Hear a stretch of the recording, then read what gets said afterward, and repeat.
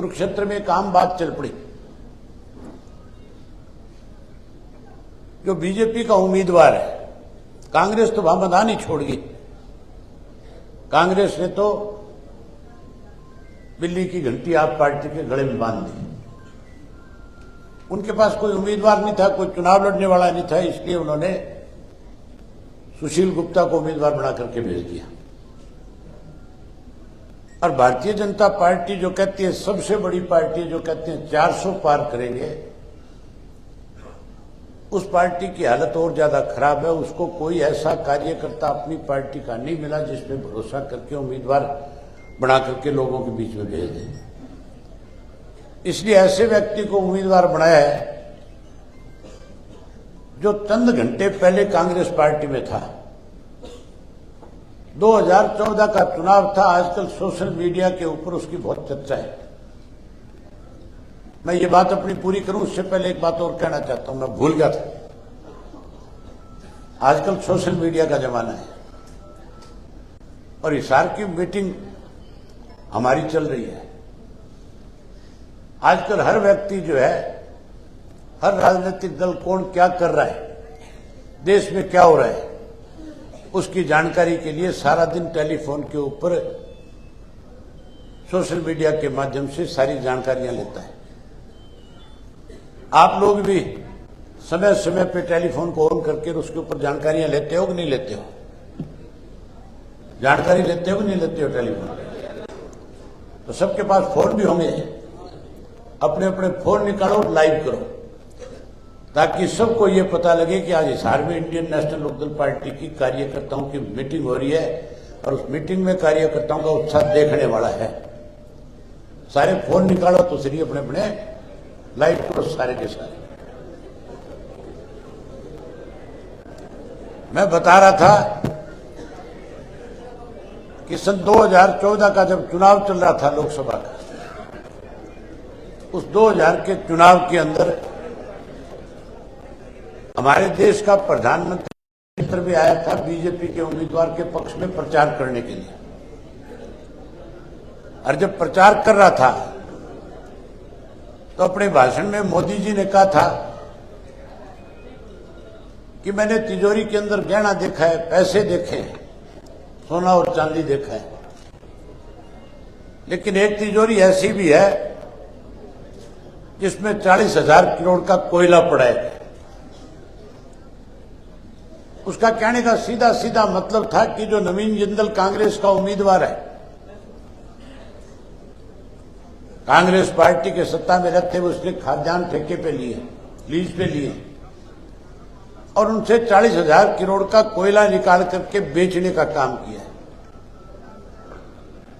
और कह रहे थे कि अगर हमारी सरकार बन गई तो हम इसकी जांच कराएंगे, दोषी पाए जाने पे वसूली करेंगे और इसको जेल की सलाखों के पीछे भेजने का काम करेंगे। सरकार तो बन गई भाजपा की, लेकिन जेल भेजने की बजाय ईडी का डर और भय दिखा करके चंदा ले लिया। माजरा जी बता रहे थे तो कैसे इनसे इलेक्ट्रॉनिक बॉन्ड भरवाए गए, कैसे इनसे हजारों हजारों करोड़ रुपया लिया गया। अब जब कोई उम्मीदवार नहीं मिला तो फिर बीजेपी वालों ने ईडी का डर दिखा करके जिंदल को कहा पार्टी ज्वाइन कर, और इसको अपने पार्टी के हेड ऑफिस में बुलाया। बुला करके गले में पटका डाल करके कहने लगे जा जाकर के कुरुक्षेत्र से चुनाव लड़। टिकट देने से पहले एक काम और किया था, एक वॉशिंग मशीन रखी है आजकल बीजेपी के दफ्तर में, और उस वॉशिंग मशीन के अंदर इसको डाल दिया। 35 मिनट बाद बाहर निकाला, निकाल करके कहने लगे अब आप कोयला चोरनी कोई नूर हो,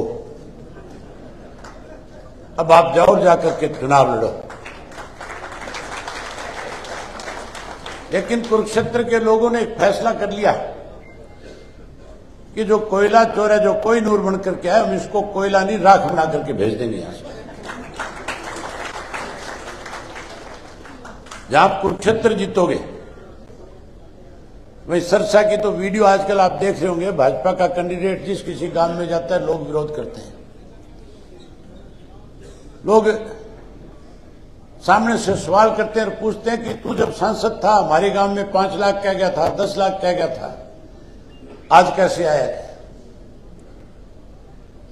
लोग मान के चलो सरसा की जो सीट आए, हर हालत में हालात इस किस्म के कि इंडियन नेशनल लोकदल पार्टी जीतेगी।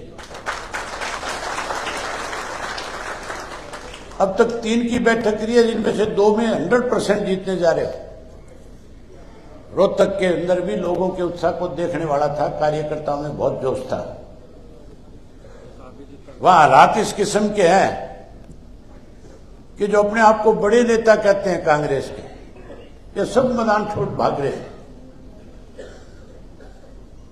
भूपेंद्र सिंह हुड्डा को जब कहा गया शैलजा की तरफ से कि इनको लोकसभा का चुनाव लड़ना चाहिए, तो अगले दिन भूपेंद्र सिंह हुड्डा का बयान आ गया, कहने लगा शैलजा को और सुरजेवाला को चुनाव लड़ना चाहिए, मैं तो विधानसभा लड़ूंगा।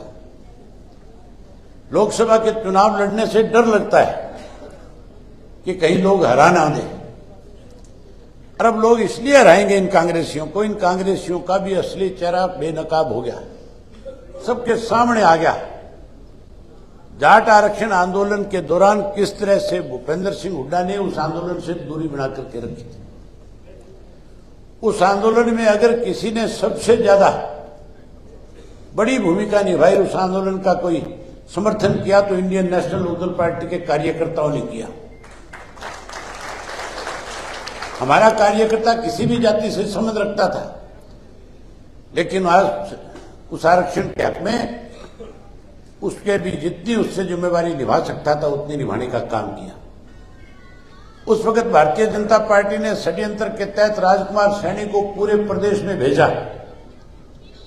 35 और 36 जात के नाम पे हरियाणा प्रदेश को बांटने का प्रयास किया गया। हमें आपस में लड़ाने के लिए जहर उगला। हमने उसका विधानसभा में भी विरोध किया और बार भी विरोध किया, लेकिन हुड्डा ने और कांग्रेस ने एक बार भी उसके खिलाफ एक शब्द नहीं बोला। आज उनका असली चेहरा सामने आ गया। राजकुमार सैनी ने जब हुड्डा से मुलाकात करके कांग्रेस पार्टी को जाकर के समर्थन दिया। आज रोहतक और सोनीपत का व्यक्ति जो है इस बात का इंतजार कर रहा है कि हुड्डा कब चुनाव मैदान में आए, कब हम इसकी तसल्ली बिठाएं जिसने हमारे हरियाणा प्रदेश को जलाने का काम किया। वो लोग इसलिए इंतजार कर रहे हैं कि उनके 32 बच्चों को बेवजह मौत के घाट उतार दिया था। अब वो बीजेपी से भी और कांग्रेस से दोनों से बदला लेना चाहते हैं। इसलिए मैं उम्मीद करता हूं वहां पे भी कि जिसको हम हमारी पार्टी से उम्मीदवार बना करके भेजेंगे वो बहुत अच्छा प्रदर्शन करेगी। ऐसे हालात भी पैदा हो सकते हैं। कोई सोच सकता था कि पंजाब में आप पार्टी की सरकार बन जाएगी। पंजाब के अंदर कांग्रेस को, अकाली दल को, भाजपा को, सबको धूल चटा दी लोगों ने और आम पार्टी की सरकार बना दी। आज हरियाणा में भी ऐसे ही हालात हैं। ये ज्यादा बड़बोले हैं, जो ज्यादा बड़ी बात करते हैं, आज उनका सफाया होता जा रहा है।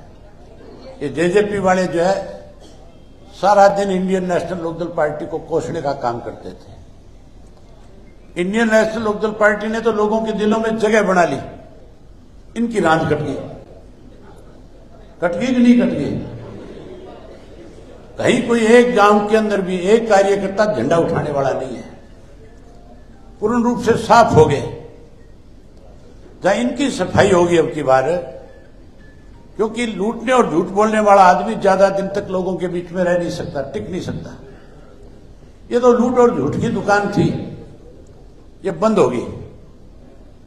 मैंने एक बात कही थी, राजस्थान के अंदर जब चुनाव में गए थे, मुझे पत्रकारों ने पूछा था कि इनका क्या होगा। मैंने कहा एक फिल्म थी, 2 जासूस, उसका एक गाना था, 2 बेचारे बिना सहारे, बिन ताले की चाबी लेके फिरते हैं मारे मारे। जो हालत इनकी राजस्थान में हुई थी, नोटों से भी कम वोट मिले थे, वही हालत हरियाणा प्रदेश में हो जाएगी। साफ हो जाएंगे पूरी तरह से। जहां इनकी सफाई होगी, वही भाजपा और कांग्रेस को भी लोग जो है 10 साल कांग्रेस का राज भी देख चुके, 10 साल बीजेपी का भी देख चुके। अब तो दोबारा चौधरी देवीलाल की नीतियों में विश्वास करके आगे बढ़ने का काम करेंगे, जिताने का काम करेंगे।